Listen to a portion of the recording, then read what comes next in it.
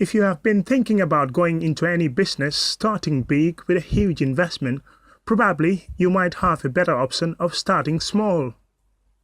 Ibrahima Djallows is a Gambian youth who ventured into sheep breeding, and today he's reaping the benefits.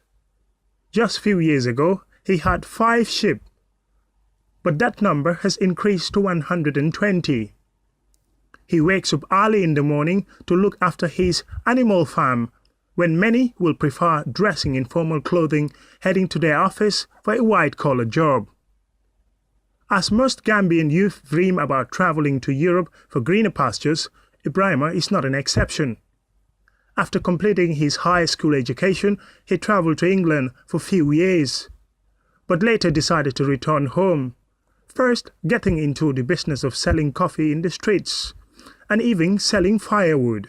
I did so many different businesses, but then about 6 years ago, I went to buy a ram for Tabasco, and I was having $5,000, and I couldn't have a ram for $5,000 6 years ago. In the Lumo, not in town, in the Lumo.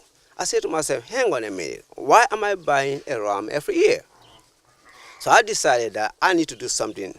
So I started the sheep breeding. And I started with 5. Now I have about 120. So that's how I started with this sheep breeding thing. Djallows said it's very expensive to breed sheep, food, taking care of them, and his biggest challenge is getting a proper veterinary physician to treat the sheep if they are sick. However, technology is helping him to track their progress over a period. He even knows when they are due and their heat periods. There might be many in number, but every sheep in Djallows' farm has a name. We got Big Boy, we got Sola, we got Barrow, we got Adu Boy, we got myself, I got name check here. My son Mustafa, Fatima, Khadija, we got name check here, We got Lefia, Brown Egg, we got Mali, we got, Brickulam, we got, Misira. They all got names. You have to have a file for each sheep.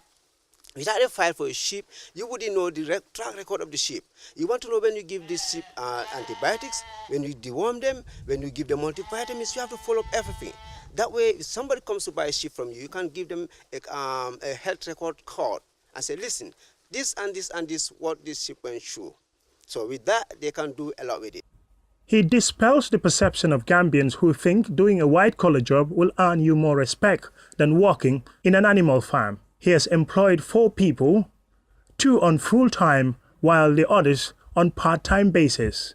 Living in the outskirts of Tujereng, Ibrahima Djallows keeps his dream of raising 500 sheep in the next 5 years alive. Mamudu Gajaga, QTV News.